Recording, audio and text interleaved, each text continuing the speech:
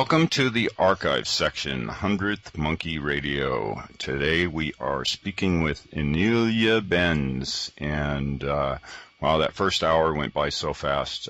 So much good stuff there. There's a few things that I'm taking away from that right off the bat, which is basically I wrote down in big bold letters on my notepad here, body awareness.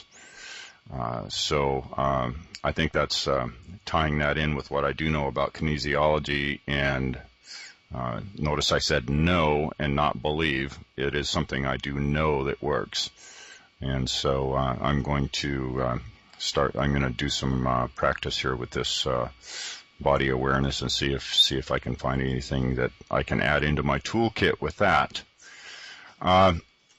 So I've had a oh geez, when I started looking at your material, just so many different questions ran through my mind, and one that I was actually mentioned with somebody,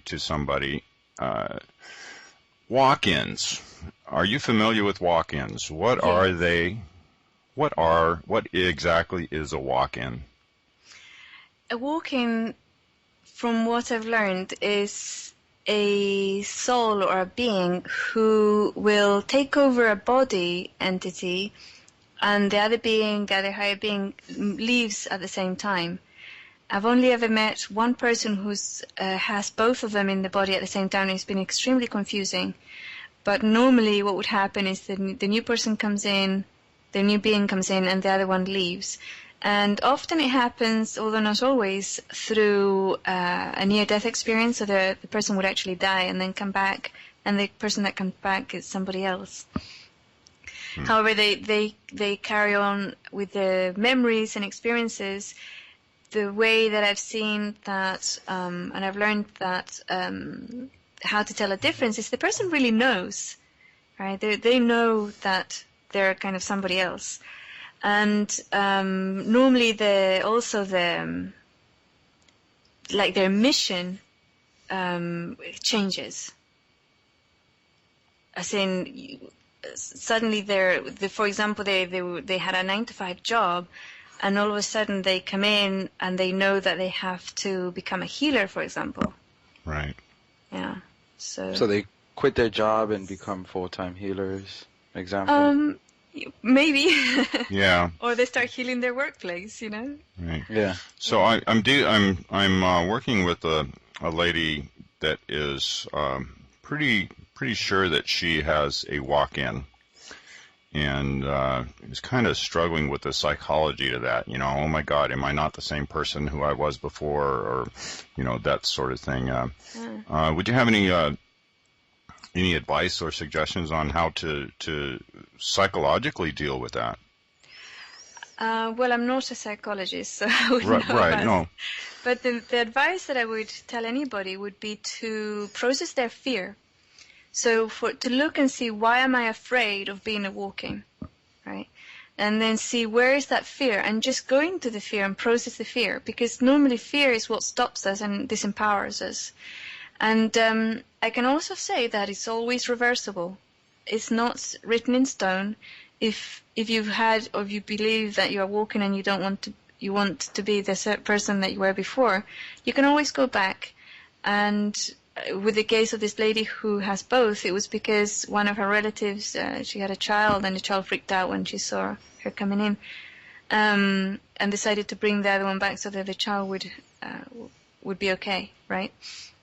So it's not something that you can't reverse. But if you are walking, then ask yourself, what is the benefit? How am I more effective by having this, by being somebody else now, right? Mm-hmm. And one of the things, for example, that I know and I felt and I was told was that, because I've received death threats on the internet already due to my work, was that if my physical body is taken out, there's already people who are holding a body for me to walk into, right, to continue the work. Right. Now that's the other side of it. That's an amazing dedication, and I don't know, it's just overwhelming to know that somebody would do that in order to for the work to continue on the planet, right? It's Right. just amazing just to know that that's there and it's available. So that's the other side. I mean, you know, somebody can be a walk-in to somebody else, you know. And but yeah, if the person is having problems, it's normally based on a fear that they have. So process the fear, and then once you remove all the fear, then you decide, do I want to continue like this, or do I want to go back to how I was before? And just do it, you know, because there's free will there. So nobody can force you to do anything. Right. Right. Well, that's good. Yeah. That's good. So, No, go ahead, Ramon. no, I was just gonna ask more about not entities so much, but let's say people from other planets or even other dimensions that are consistently visiting here. Have you personally had any visitations on a physical level? Yes, I have.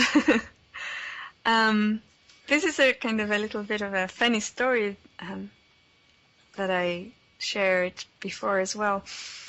When I was growing up, I was like when I was very small.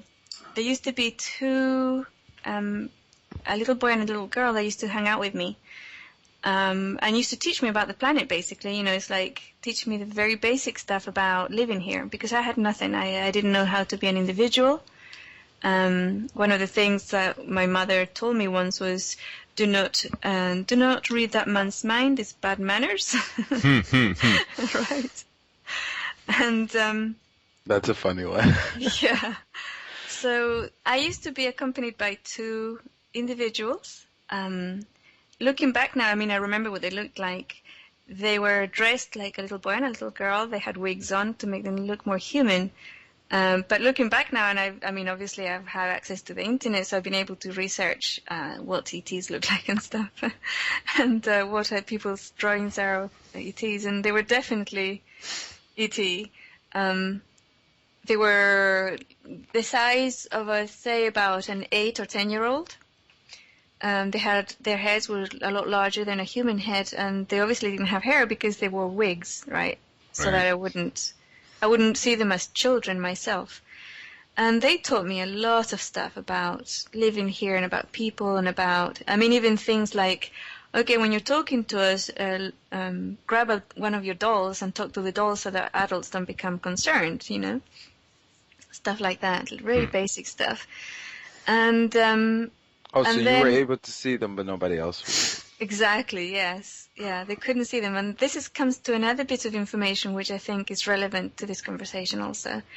But I'll put that in a little note so that we don't veer off too much. These two individuals, they came to a point where they said, okay, you're not going to be able to see us anymore because it was going to make your life hard if you can see us, right? Other people can't see us, and eventually it becomes difficult for the person to live in both kind of realities, right? So I stopped seeing them, and at the same time I actually stopped seeing dead people, which I was able to do. It's like that movie, you know, I see dead people. And but I was able to see them like that as well. I often wasn't able to tell the difference between somebody who was alive and somebody who was in spirit form, because they looked exactly the same to me when I was a little child. Oh, wow. And so that went away at the same time. And about, I mean, let's see, my little toddler now is 5 years old, so he was still very small. It must have been about 4 years ago, I think. Yeah, it must have been 4 years ago, or 2 or 3. I don't know. He was still quite small. And he was asleep, and I was in my meditation room, and I could sense that they were there, right? These two beings, they have been with me most of my life. You know, as soon as I think about them, they're calm and they're there, and I can sense them. I can perceive their thoughts. You know, it's very, very telepathic communication, but also I can sense that they're there. And I said, I'm already in my 40s, it's like, I'd like to see you again. Why don't you appear to me like you did when I was a child? And they said, no, because you get frightened. And I said, oh, I won't get frightened. Come on. It's like, that's ridiculous. And they explained, no, it's a body thing. Your body will get frightened, And I said, no, it's fine. Just appear to me. It will be fine. I promise I won't get frightened. And I said, okay. And they did. And you got frightened. I screamed and I ran out of there. All the way down the stairs. And it was like, it was my body. It wasn't me. It's like my body just reacted with extreme fear and ran out of there. And I was trying to stop it, say, no, don't run away. It's like, they're not going to come back. Please stop. And it's just screaming all the way down the stairs. And eventually I think I ended up in the kitchen or something. And then I thought, oh no, it's like they were right, But the body's very much like that, it's like a horse. And bodies don't like beings all of a sudden materializing out of thin air. Bodies don't like that. I mean, just think about somebody walking behind you that you don't sense, and then all of a sudden they're right next to you. Right. Your body jolts, like you get frightened, you scream, And it just could not handle these two beings who didn't look quite human, just appearing, in front of it. Just couldn't handle it. So next time you tell them, I want you guys to fade in very gradually. Yes, very gradually, so I can adjust as you're coming in. I've already said that to them, but they haven't done it yet. Yeah. But is it? Here's a really weird question. Mm-hmm. Is it possible we can interview them? Oh, that'd be great, wouldn't it? It would be awesome. Yeah, that would be awesome. Yeah, we'll have to put the request out there to see if they'll do that. If you get a hold of them, tell them you know a radio show that would love to talk to them. I'll send them straight to you. Absolutely. Yeah. And I will do my best not to be afraid. Right. Oh, if we do it through Skype, there's nothing to worry about. Oh, right, yes, yeah. Yeah, we can film them. Well, I think I would have much better. It would sink in a lot deeper if it was in person for me. Yeah, I think so. Yeah. I'll get it on videotape. But it's that's the other thing. I mean, I've had other experiences. There was one when I was it was in Chile in 1972 or 73. Yeah, I don't exactly know. I'm not very good with time space, I'm afraid, years. And it was a situation where my entire family went up to the mountains, and we went into this little clearing where there were other families there, and we literally walked into like a door that opened up on the side of the mountain, and there was people there. The beings there were benevolent. They were very nice. They all looked, the ones that I saw would look male, and they were wearing gray suits. It's like they were looking normal human suits type of thing. And they were giving people options to leave, as it were. That's the feeling I got. And at the time, I followed one of them around.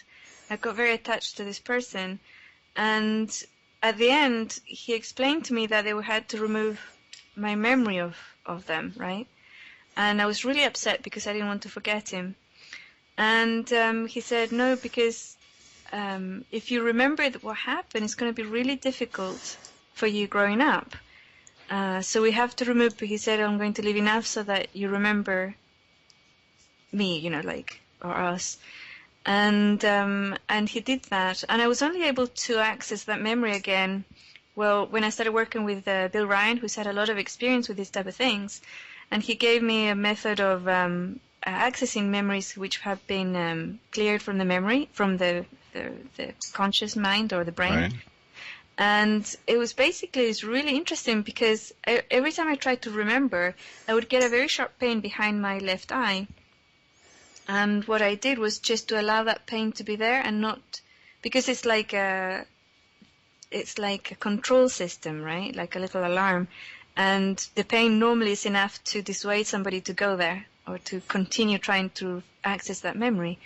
But if you insist, you would actually get into it, you'll actually remember it.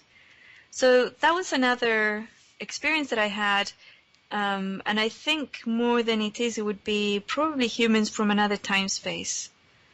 That's the feeling I get from them.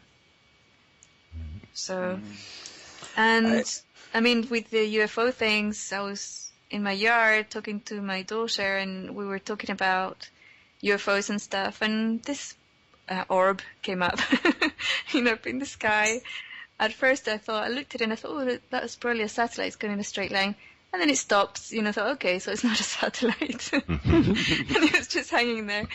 And I was looking at it, and I thought, oh, why don't we just invite them over for a cup of tea, And my daughter just looks at me and she says, Mom, don't invite them for a cup of tea. So before I even said anything. So it was like, yeah, no, there was just like that telepathic connection, but it wasn't, I didn't see any beings there. We have, Ramon and I both have quite a bit of experience with orbs. We go to it.On Ranch. Are you familiar with that? Oh, yes. I've heard about it so much, and I'd love to go. You really you should definitely, yeah. Yes. We both go there. I've been there the last 2 years for their conferences, and Ramon's been there the last 3 years, right, Ramon? Yeah. And I don't go as often as Tom because I live very far. Yeah, I'm just a 3-hour drive from there, so I go, a few times a year, and I help out over there for their conferences and stuff like that. Just volunteer my services. So how fantastic! that place is amazing. I've got some photographs from this conference this year, just last month. Some amazing orb photographs. I got one with a bright yellow, sunshine yellow, and this orb was photographed during the day. And there's one on my head, right up, looks like a halo on my above my head, bright yellow, wow. sun-colored yellow.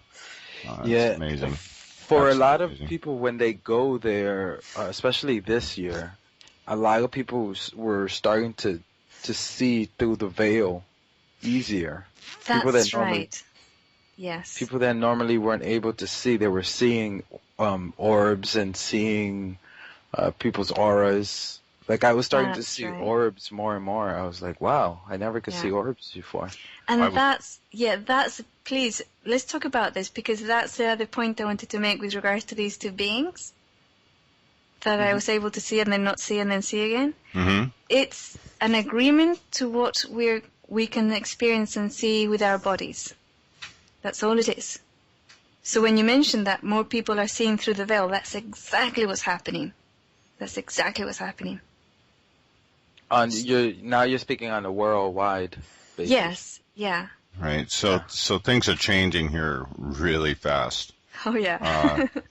And that those veils are thinning, or our ability to see through them is increasing. Maybe the veil's not really there in the first place. It's an agreement. Right. It's just an agreement of what we can see, or what we're going to see and what we are not going to see. And as we wake up and we become more aware, we are able to see more without fear and without, like blocking our memories away. Now this brings up another question I had written down here. Where is it at? Okay, let me see if I can spit this out right. I didn't write it down very well. Are we all truly the same? If so, I question this when I witness the masses and how they seem to be oblivious to the changes. Why is the awareness of so many of us have not common knowledge if we are all truly have the same potential? It's to do with the agreement. And that's one of the things that this shift of, once the vibration raises on the planet, a person becomes more aware of whether, they're completely asleep and or they're awake. They become more aware. And one of the things that the elite don't want us to have is that ability to see and to get the rest awake as well, right? One of the reasons is that this is a fascinating topic, actually. The agreement, you see, nobody can function on the planet without an agreement. And nobody can do something to somebody else without an agreement. whether that's something psychic or something physical or something energetic, on a lifetime or a previous lifetime or whatever. It always has to have an agreement. So are we all the same? We all come from, we are basically at the end of the day for the same source, the same consciousness. But at this level of the game, we're individuals and we are very different to each other, right? Each person here is unique. It's like all snow is snow, but each flake is different, right? So somebody said that recently. I can't remember who it was that, mentioned that. Like, we're all snow, but each flake is completely different. There's no two flakes on the planet that are the same. Right. So, but the agreement that each person has with regards to their experience on the planet is unique. And the agreements can be actually, if a person is asleep enough, they can be made to agree without their consent. And that's one of the rules that was broken, and that's why people like me can come in and, wake people up, because it's like, okay, let's take a vote, and taking people in a coma and putting their hands into the voting, machine, right? This is what the elite have been doing as a collective, and it's as above, so below. That's how our elections work here in the United States. Exactly. Yes. Yeah. And then, so the agreement, for example, for somebody to have an experience of life asleep, that's their prerogative. That's their choice. Right? Now, this planet is moving on from that level of experience. This planet has already, as an entity, Gaia as an entity, is already conscious and awake, and it's already moved onto a higher vibration, and it's the collective that's lagging behind in this process as a collective. But as individuals, there are now billions of people who are awake, literally billions. And there's even more who are waking up, and even more who are less asleep than before. Now, the agreement then as a planet would be that anybody who wants to have an experience of having a life where they're completely asleep and completely enslaved, once they live out their natural life, will then have to reincarnate in another planet that is at that level. So in 2 or 3 generations, there's going to be even more changes with regards to our experience here on the planet, both in government and everything. I mean, if we think about this new generation, Anonymous, and what they've accomplished and what they're accomplishing and what they're doing, that's part of the new generation that's different to the older generation, which was more about going to the streets, for example, and having a demonstration or joining Greenpeace or the anti-war movement or joining something, right? And this new generation has made something completely different. They're working within the new paradigm. And as the older people go and the new ones come in, that's going to be more and more marked at a social level, at an economic level, and it will be reflected in everything we do. Yeah. I almost, and you guys can correct me if I'm wrong, I almost feel that the generation that's between 6 and below, that generation is really going to be it's going to, I don't know how to put it into words, but we're doing a lot of changes, but they're going to put the cap over on top of everything, like really finish it off. Yeah, and I mean, it's a process. I mean, it will take decades, It will take decades and 2 or 3 generations, but it will get done. The way the elite are trying to stop that is by poisoning all those babies through their vaccinations, through the E-numbers, fluoride, and all the poisons that they're spraying, all the stuff that they put into their food. It's toxic, I mean, one of the things, excuse me, one of the things I say is like, I used to love Big Macs, but they're so poisonous I used to get extremely sick after eating them, so I couldn't eat them anymore. But the kids are eating that stuff, Yeah. Hello? Yeah? Yeah, I'm here. Oh, okay. Okay. I heard a click for a second. Maybe they're just checking in on us, see how we're doing. Maybe. That's possible. Yeah. Hi, guys. How you doing? We're fine. Thank you for thinking of us. But with some of the battles and I don't know if that's even the correct way to say it, what are some of the more recent stuff? Because I know you and Renee, is that her name? Lucia Renee, yes. Lucia Renee. Yeah. You guys pretty much go into this together. What are some of the more recent stuff that you guys got into? Well, we've worked with some of the elite in at the end of last year. We were working with some of them, but now we've basically been moving on to helping or disseminating tools and information, because basically it's really difficult to do both, to be a public figure, to disseminate all these tools and information, and at the same time spend, several, because this is mystical psychic work, takes hours out of the day, right? Mm-hmm. So to do both, obviously, would be optimum if we could, but it's not always possible. Now, Lucia decided that she wasn't going to do both, so she just concentrating at the moment on disseminating some really fantastic tools. Her website is Unplugged from the Patriarchy, and she's got a book, and the actual book is a tool itself. Some of the work that we did was basically identifying who is doing what. For example, there was a period of time where lots of animals were dying around the world, and I'm pretty sure that's still happening, it's still going on. There are like 1,000 birds would die all of a sudden, or millions of fish, or 200 cows. It's like it was everywhere. We decided to take a look. That we were working with a group of women as well, and we identified again an artificial tool and an individual that was behind it, which was very much like a rogue element who was carrying out a plan that was kind of really not workable. And the most interesting energy behind this being was that he really thought he was doing the best for the planet, right? He really thought that he was doing the right thing.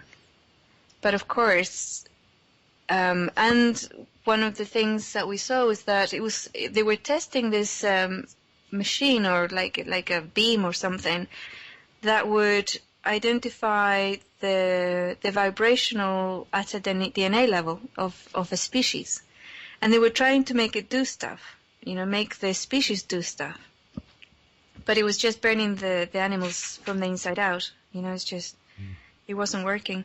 And one of the things that happened just after we recorded the call and it went out and it was posted, we both received really powerful attacks in our physical bodies that burnt. It was like really, really hot. Mine came in just behind the neck, on the top of the back, and it was really, really hot. I mean, it's like burning hot. And I was just looking at it and thinking, okay, so they're trying something. The feeling I got was that they were trying to trigger something within my body. So, for example, I was thinking they're probably trying to trigger the fear chemicals or whatever inside the body, or something. They were trying to do something artificially. And it was really hot. It was really uncomfortable. And my little boy runs up as I was sitting there, grabs me by the neck, to give me a hug. And he pulls his hand out really quickly and says, "Mommy, that's hot. That's burns." And I thought, okay.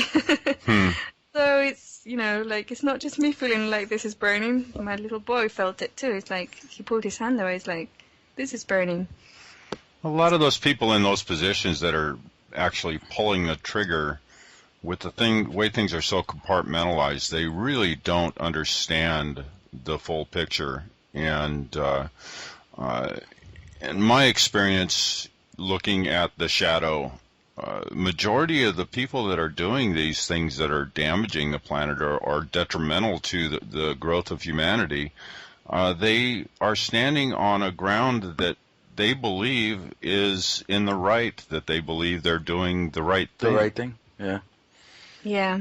Yeah, I mean, human beings are basically, I'd say, with a few exceptions, are very basically good. And to force somebody to do something if they know it's evil, it's very hard to force somebody, you know. Yeah. I recently experienced something similar. When we were at the ranch, there was a helicopter that flew by around. Were you awake, Tom, that day? Don't you remember? I was in meditation, and I get visuals in my meditation, and I had the vision of a bank of control panels, and the message I got was cockpit, and the vision was a good, solid, clear one, and as soon as that vision faded, I heard the helicopters started coming in. Not yet. You never told me that, actually. I didn't. No. But my experience from that, when the helicopter came in around 1:30 in the morning, it was just this instant fright.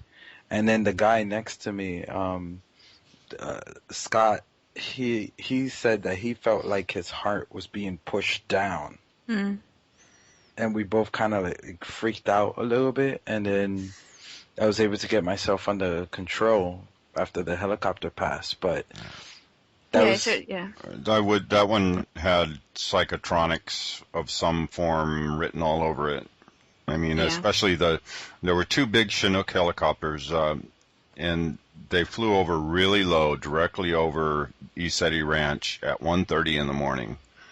And that's just, I mean, that's not a flight path. I mean, there's no reason for them to be in that area. It was intentional. Yeah, it certainly sounds that way. And it would be, most of the people would have been asleep, so they would have received that negative experience at a subconscious level. And then they would... the energy the next day was affected by it. I could feel that it was affected by it. Yeah. And there was nearly 300 people there, so... Yeah. Oh, yeah, I mean, they would want to dissuade people from coming back. Right. Well, we were able to dissipate that energy fairly quickly that day. Yeah, I mean, and once you realize that that's something that's happening and it's artificial, it doesn't affect you, you know? It's like, okay, my fear, whatever's have been triggered, I shall, you know, just calm my body down and I'll carry on, you know? Yeah. Yeah, especially when you realize that it's not yours. That's right, yeah. So let's go into the patriarchy energy versus the matriarchy energy a little bit. I know things are changing. We've been under the patriarchal rule for thousands and thousands of years, and the energy is definitely changing. Are we going to a balanced state, or do you think it needs to go to a more matriarchal type dominant energy here to repair? I think it's probably going to be balanced, because it's all about the two extremes were needed at one point to be able to experience both. Most people have had lots of lifetimes here, so they'd be able to experience both female and male power, both female and male abuse of power, both male and female use of power, and positive power. And what I see as moving into is less defined by that type of structure and more defined as a collective of individuals rather than the pyramid kind of thing, which is both matriarchal and patriarchal have that model, right? Right. You have one that's the leader, and then, or one sex that's above the other, or is anybody above the other, really. So I know it's difficult for us to imagine, even because we have all grown up, and like you said, it's been thousands of years where the paradigm has been that type of shape, or people who know more, or people who have more ability or more power that lead the others. But the new paradigm is not like that. It's individuals who have strength and network. It's more like a network, you know, right, rather than a pyramid. Yeah, I hate to keep coming back to Anonymous, but it's kind of in that way. Exactly. Yeah. Yeah. Yeah. Absolutely, yes. Yeah. This morning I had a dream that I haven't had this type of dream since I was a little kid, where you're not part of the dream, you're looking at the dream kind of thing, almost like a TV screen. And what was being explained to me that I guess early last century, like 1920s or 30s, there were a lot of these couples, like man and woman, who were disappearing, and basically they were walking into these vortex, and I could see pictures of these people wearing Victorian clothes with the big hat and the feather and the big dress, and then I see this man who's driving a car from the 1950s or something like that, and he drives into a different timeline, or like into the future, and he can see where he's from, the past, and he could see the future, and he could see that it's also different times a day. So he kind of like freaked out, and he didn't know how to absorb that. So my question is that something that actually is happening that was being shown to me, or? Well, the one that the message there that resonates with me very much is that when somebody's reality is broken, they do freak out. I mean, Bob Dean talks about this in his lectures, doesn't he? When his own experience of having been taken quite a long time by what he calls his, probably his family, into another time space, and then coming back, it was such a break in reality that he found it really hard to stay alive. Actually, it was, and he talks about also an experience of a little boy somewhere who's native, and he's taken into the city, and then when he comes back, after a few days, they find him dead somewhere because the break in reality was such that he just could not handle it. Oh, and, right. That's that story of the Aboriginal guy. Right. Yeah. So, I mean, he talks about this quite a lot, and he talks about it with regards to disclosure, right? Saying it's not possible because the humans are just not ready. They're just going to freak out. They're just going to have nervous breakdowns. In my own life, I've had an experience in that way that I have when I was, I think I was about 19. I had a friend, and all I said to him was, you're mostly made of nothing because your cells are made out of atoms, and atoms are made of energy particles. They're not even real particles of matter, but energy bits that go flying around, mostly air, like space, not even air, like nothingness. So even though you think you're solid, you're actually mostly nothing, And this freaked him out so much, he had a nervous breakdown. I mean, I felt really responsible after that about what happened to him, but it took him about 2 months to get over it, because he had been brought up in a very strict Catholic upbringing with everything was safe or not so safe because he was afraid of God and stuff. And then somebody tells him this and shows him pictures, and it was such a break. This was in England. It was such a break that he honestly could not take it. He couldn't take it. And I think that from your dream, I can see that if you grab somebody and completely take the veil away from their eyes, it would be shocking. It would be something that they couldn't handle. Maybe at a physical level, but maybe at a being level too. That reminds me of the movie Matrix. Right. Where he says, we just don't pull anybody out because they can't handle it. That's and even right, yeah. Neo himself dozed up because he just couldn't handle it himself. Mm-hmm. Yeah. Mm. Yeah. So, go ahead, Tom. Well, unless you had any more on that issue there, Ramon? No. Okay, well, I wanted to, let's kind of jump into a little bit different subject here. Soulmates.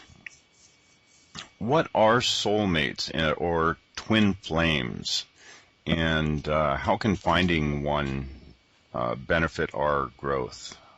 Right. Now you're going into a subject that I have very little experience with. Oh, okay. Okay. Because when I've looked at it, obviously, it's something that it's very powerful in the human need category. I get literally thousands of emails of people asking me exactly the same question. Not only that, but then the next bit is, how do I find mine, right? And when I've looked at this question, it appears to be, to me, that joining with another being on the planet seems to be the closest experience at a physical and emotional level, mental as well, of oneness, of being part of everything, being source, right? And it's like joining back into oneness or into source or to God, whatever vocabulary you want to use to express it.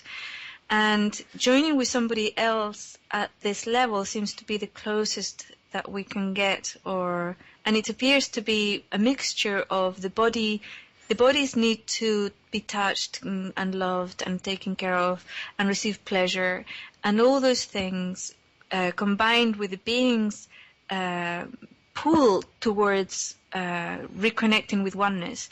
If you combine the two, then you get the need for a soulmate, right? And are there soulmates for people out there? Yes, there are. I've seen that there are, and they're not just one, but there's many people who are somebody's soulmate, so it's not just one person you have to find in the planet. There are many, and what are their roles? Free will is involved, and it's very based on vibration. So somebody who really vibrates at your level, you resonate with, and in that, then you can actually become one entity, right? Are there benefits? Yes, I think there are benefits in that if you're both in a path of growth, you can work and do exercises together, which others you can't do by yourself. Not that you would advance faster, because I think the individual advances as fast as the individual can and will, and is not dependent on others or compared to others or dependent on another person. But for example, if you're interested in tantric sex, then that would be a great way to do it with your soulmate, right? Mm-hmm.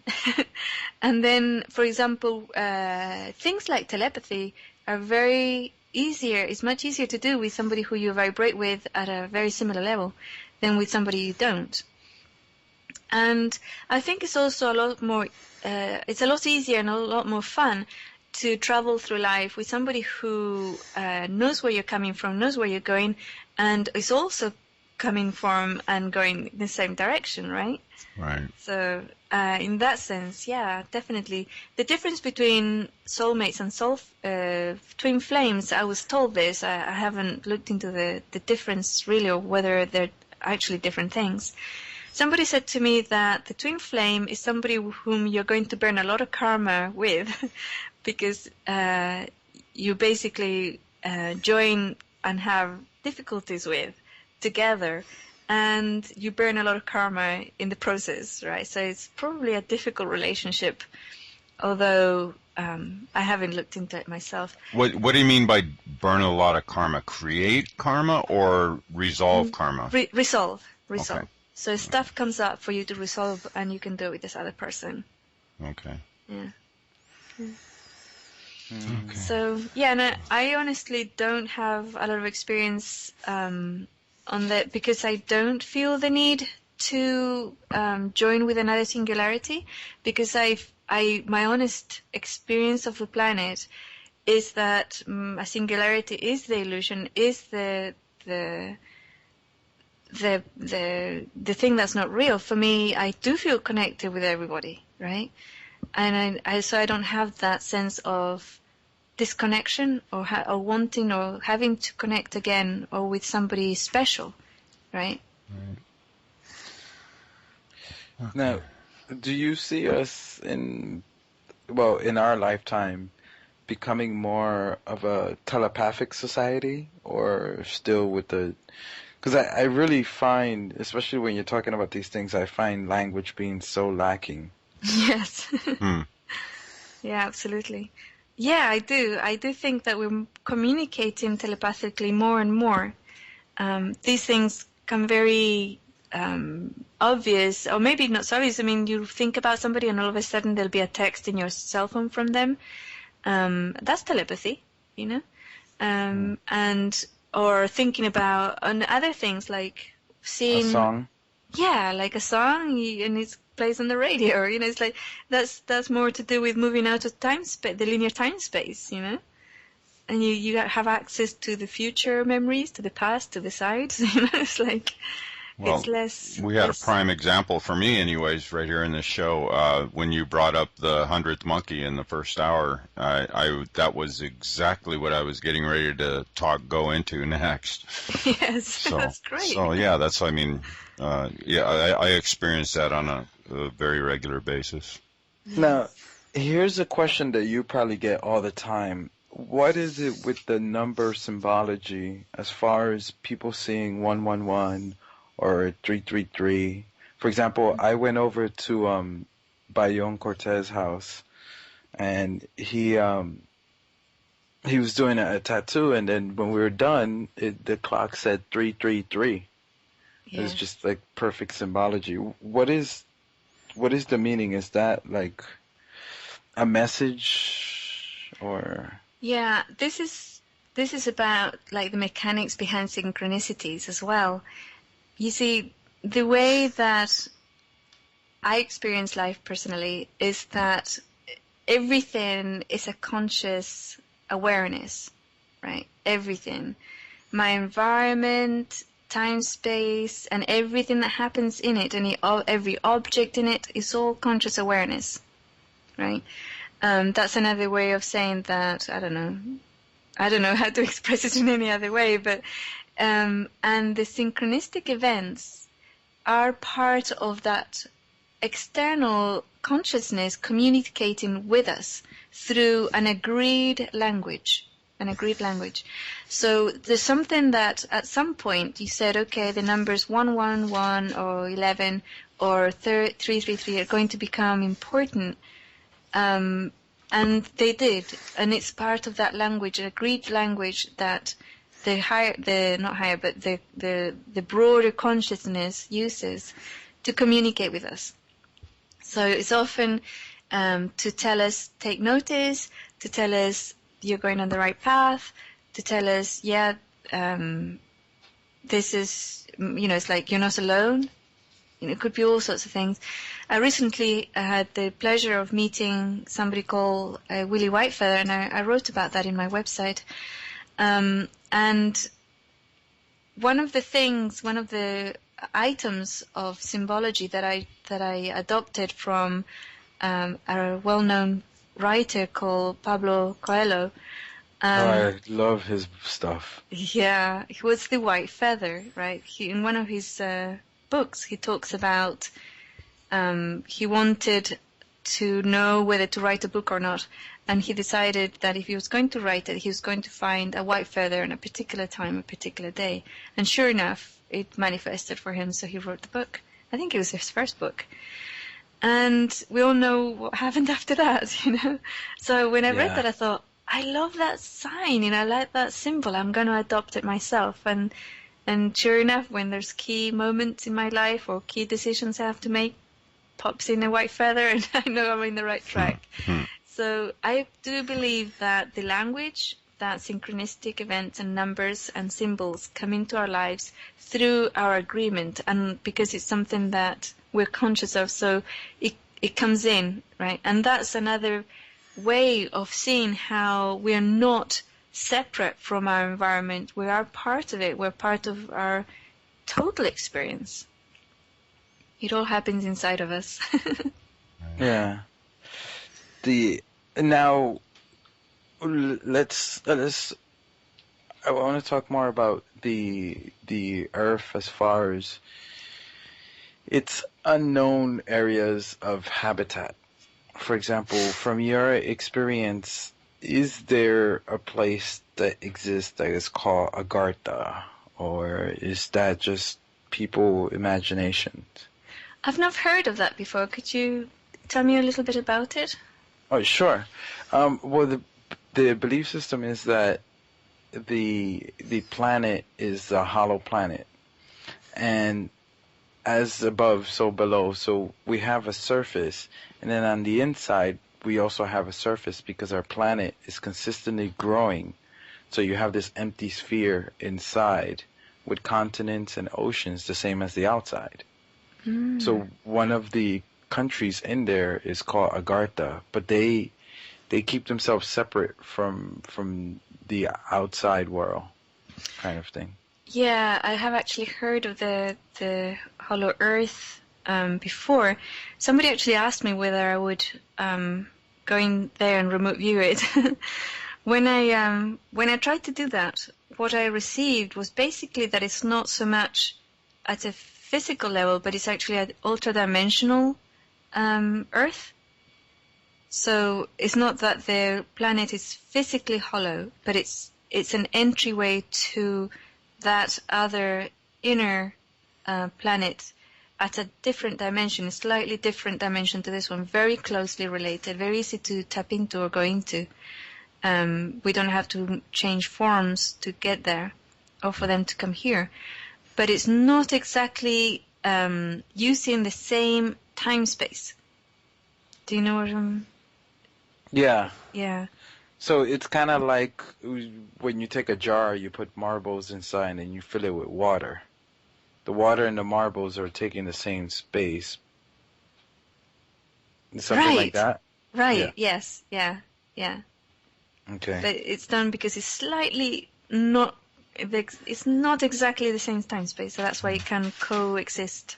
I had a little bit different experience with the inner Earth. I astral project, and I wasn't intending to go there, but I had projected myself out, and I found myself in a beautiful little town, oak trees lining the streets, and I was going down the main street, and I was 3 or 4 feet off the ground, and I was just floating down the center of this street, and I turned and went towards this church, the classic cathedral-type church with the big spire in the front, and I got to the front doors, and I looked up at the top of the spires, and as soon as I looked up, I fell backwards and sank through the surface of the earth, and I kept going through it. It was dark for a while, and then I was in water, and then I broke the surface in the center of the earth. Yeah. And I was able to see the interior curvature of the planet, and I could see land masses off in the distance. It looked like 20 or 30 miles away. I could see a land mass. And there was a central sun, but it reminded me of probably the best way to describe it is like the yin-yang symbol, where half of this central sun, only half of it was ignited. But it was that was in one of my excursions. Yeah. And I was a little shocked. As soon as I got shocked, it was like the rubber band pulled me back into my body. So. Yeah, one of my relatives had a similar experience. She believes she's from there originally, and she will go back there on a regular basis. Yeah, it's kind of hard to tell sometimes when you do the astral projection on. Kind of hard to tell which dimension you're in sometimes. Yes. Yeah, I had something where I was at this place, and it kind of reminded me like ancient Japan with a modern twist to it. And I was following this train, and when I went into the train, the guy was talking this weird language, and I just turned to him and said, "You're talking about aliens." Like, I knew exactly what he was talking about, but nobody else on the train understood what he was saying. And then I kind of flew out the train and went into this shop. It looked like an antique shop, and they have these raccoon type statues that are very popular here in Japan, but this one was a giant one. And I sensed that it had some kind of life to it. And I said, I know you're alive. And he was like, no, I'm not. And I said, see, yes, you are. So then he says, I'm not supposed to be talking to you. And I said, why not? He says, there are a lot of things that are going to happen on the planet. And when he was about to start telling me what they were, somebody just pulled me right out of there and brought me right back into my body. And I was like, come on. So I take it you do astral project. I'm not really sure. I mean, people said the technicalities of it. I'm not really sure what it is, but it's more like bilocating. Okay. I have been seen not as a physical body, as like a little light floating around before, but by a family member. My family is very psychic and can see lots of stuff, and somebody spotted me. Are you conscious of this? Or oh yeah, I can go anywhere. Like, and there's certain places that will push you back, right? They have some sort of barriers and stuff that will. Right. And when I get one of those, then I insist and I go back and over. How dare they stop me, you know? But yeah, I can do that. I used to have that. Okay, now I've had this. I have this. Usually, when I would try to fly out and go into space, I would get blocked. Mm. But this one time, I was able to get through, no problem. When I go out and then turn around, look back, there's 3 different Earths. One is flat, the other one is round, normal, with the moon, and the other one has this purple planet next to it. Mm. The reason why I'm bringing this up, because there's a lot of speculation of Nibiru or Planet X, or however they want to call it. Do you sense or heard or anything like that? Yeah, I was thinking about that a few weeks ago, probably a couple of months ago by now. I was thinking about it, and then I thought, well, is it a planet, or is it a ship, or is it a dwarf sun? I wasn't really sure. And for me, it's really hard to go to a place if I don't have the coordinates. I need time-space coordinates, you know.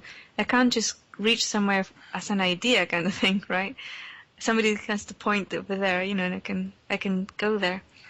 Or if I have a person there, then I can go there very easily. If I know somebody there, or I know of somebody. And I thought, well, how can I find out about this? And then my little boy walks in with this picture that he'd just drawn. And in the picture was just a black circle filled in with black marker, and there's another circle around it. And I look at it, and I said, what is that? And he says, well, it's the black planet, of course. And he leaves it there and walks away. And I thought, okay. Yeah, the universe does communicate in all sorts of ways. You know, if you can't see something yourself, they'll let you know. So from that personal experience, I'm thinking it's probably a planet. So, yeah. But does it have beings in it? I think it does. I heard that it has a relationship with Anunnaki. I haven't been able to get any information about that. I know they're very active right now, but... Yeah, you've never had any dealings with them personally, have you? Well, I kind of have. It was more of a psychic connection rather than a like physical. It wasn't physical. It was more like telepathic or communicating with them in that sense. And it was very, very interesting. There was a couple of things that I didn't know about them. And one of them is that there's 2 factions. One of them is the ones that have enslaved and a very dark energy around them, and they have a big hand in the veil of amnesia on the planet. And the others really don't have anything against the humans, right? At all. For them, it's just profit. It's about land. It's about property. It's about minerals. It's about resources. They don't care about humans either way. They don't like humans. They've sent an image of them seeing humans like pigs in a sty. And but they do respect the caretakers of the planet. So, for example, if there's a geographical area which has a caretaker, and this is a human being who will be very connected to the land, and it basically brings in the balance of the land, they will try and make that caretaker join with that particular Anunnaki, who are very hierarchical there. They wear their clothes, they wear very meaningful. Mm-hmm. Everything in their clothes means something. Their rank, their bread for their rank, for their job, you know. And one of the things that I found out was that they have these headdresses. If they're wearing the headdress, they are their job, right? They are their title, as it were. They're not an individual. If they take it off, then you're talking to the individual. But again, to a certain extent, because the individual has been bred to do that job, right? So one of the things that I saw was that these guys have had a lot of input genetically and also influential in enslaving the human race, right? And one of the things that became very clear to me was that if the level of awareness is risen within their species, then they can move on because they're stuck. They're stuck, and they have been stuck for probably millions of years in a very hierarchical matter, like body-based reality, because they have genetically altered themselves so much or engineered themselves so much to be a certain role in life that they can't move out of it. As a species, they're stuck at an evolutionary level. So when we as a human species make as we are making this jump, they are also benefiting in that sense as well. They're waking up too. And I'm thinking, okay, so eventually they won't be able to come to the planet to enslave or to take resources, but they will just move on to the next one. However, if we as a species focus on them to send them light, then they will wake up enough or be aware enough to not do that to other planets. And I was actually talking about this with Bill Ryan, and he said, that's right, he says it's the same as like the Europeans when they went around the planet killing everybody and just taking their land. Yeah. And nowadays, there's obviously the wars about oil, but as the population in Europe wouldn't do that anymore, right? Because their level of awareness is higher now, that they know that other humans around the planet are equal. They are humans, so they can't really just walk in and take their land, right? Not as a collective, but obviously there's individuals who still believe that and still doing it. Yeah. So I thought that example was really good, because if we aim to assist the Anunnaki in their own evolution, then they will stop going around enslaving planets. So that kind of brings me back to the answering. I think you answered two questions in one there, because that also is the same as why these other species, for example, the Palladians or the Andromedans, might be coming here to help us, because at the same time they're helping themselves. As you're saying, we should help the Anunnaki so they can stop doing that. So at the same time, that's helping ourselves. Oh, absolutely, yes, yeah. Because at the end of the day, we are very closely related. We are part of the same collective of humanoids.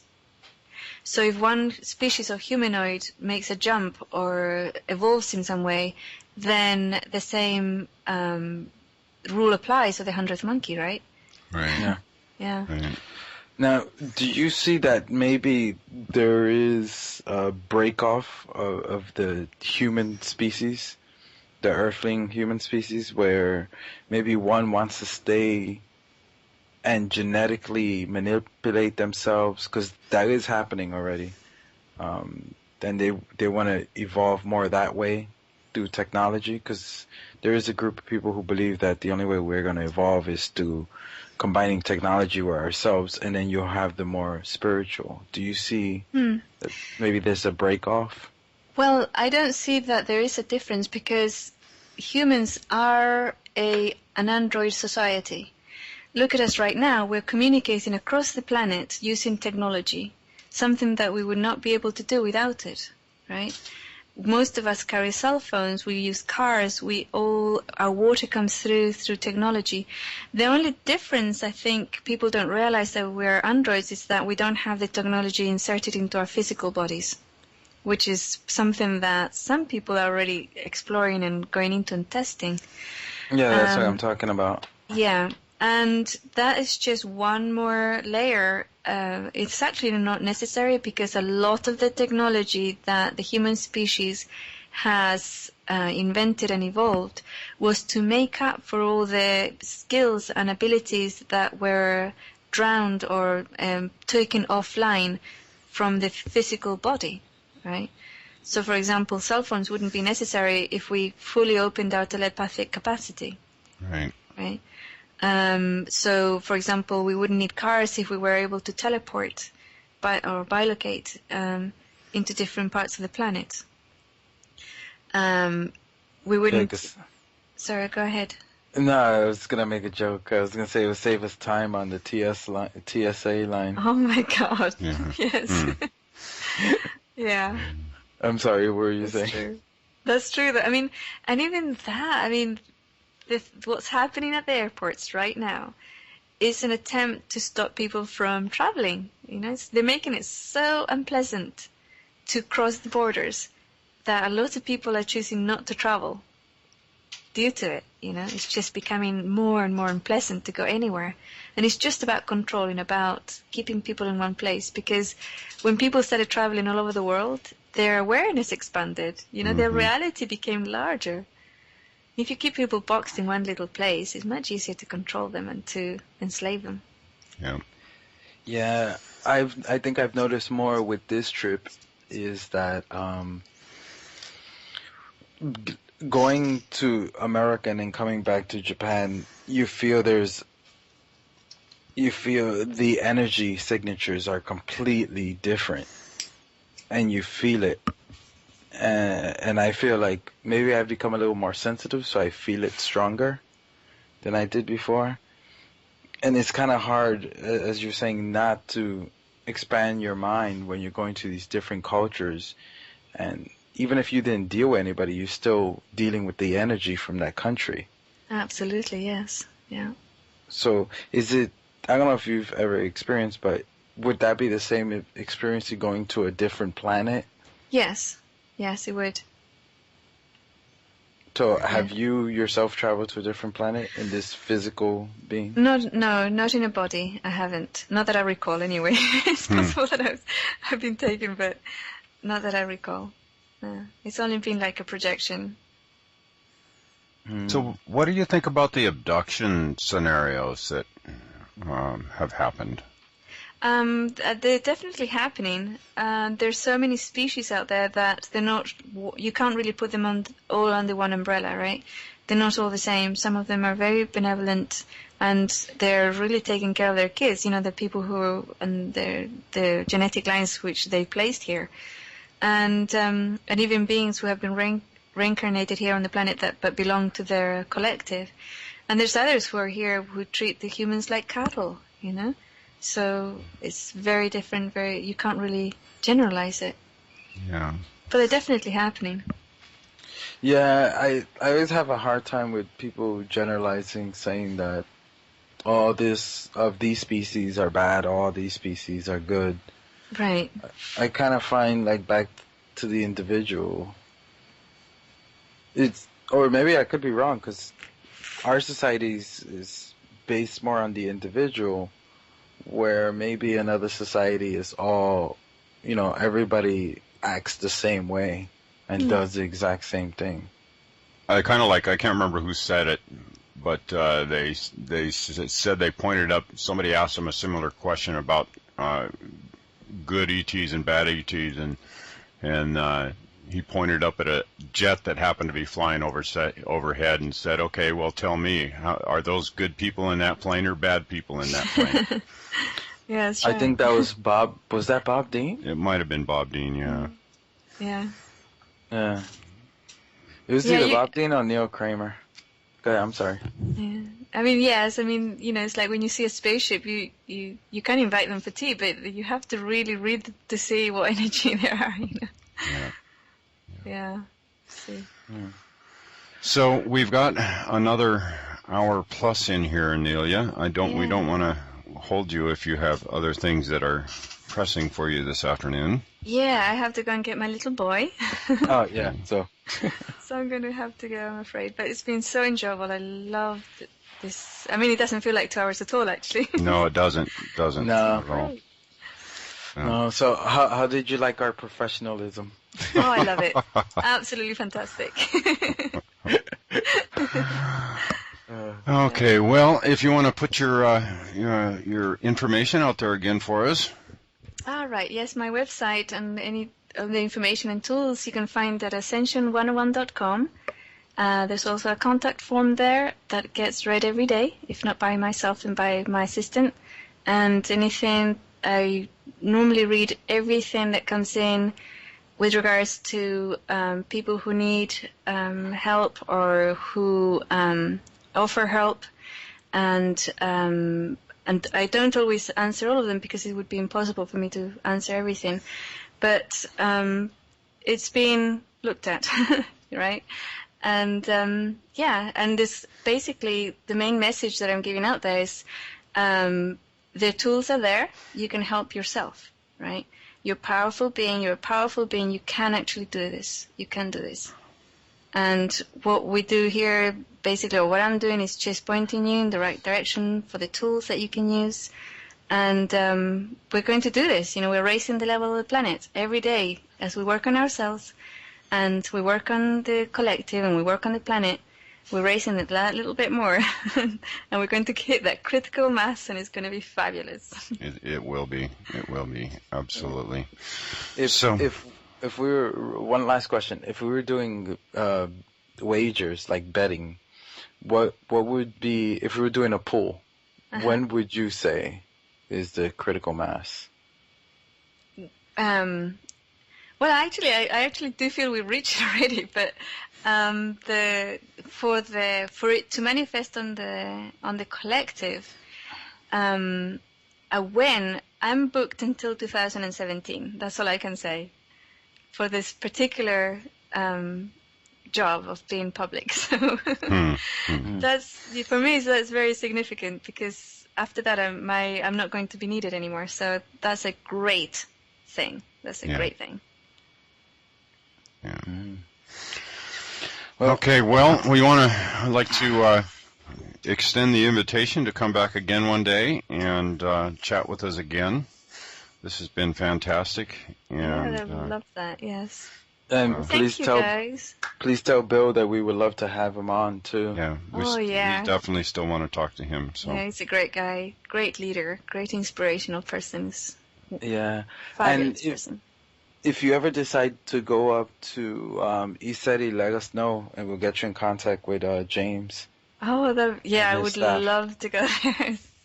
I've been meaning to go. It's just one of those logistical things, Yeah, there's actually George Kabasilis is going to be there here in the middle of August, and I'm going to go over and see that. So very nice. It should be interesting conference.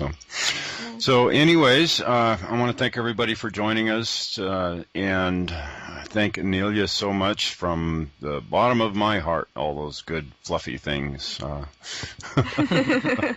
And fluffy things back to you. Oh, thank you. Thank you. Unicorns and pixie dust. Yes, absolutely. Absolutely. Okay. Oh, condemnation without investigation is the height of ignorance. And by the way, the music you heard at the beginning of this and right after I get done talking here will be coming off of Transcendence, which is another one of Christopher of the Wolves CDs. You can get a hold of him and his material at www.transvision.com. I'll put there should be a link up by the time this airs. Yeah, on the front page. I'm adding links to the shows that we put this music on. So, Okay. All right, love you guys. Okay, bye. Night night.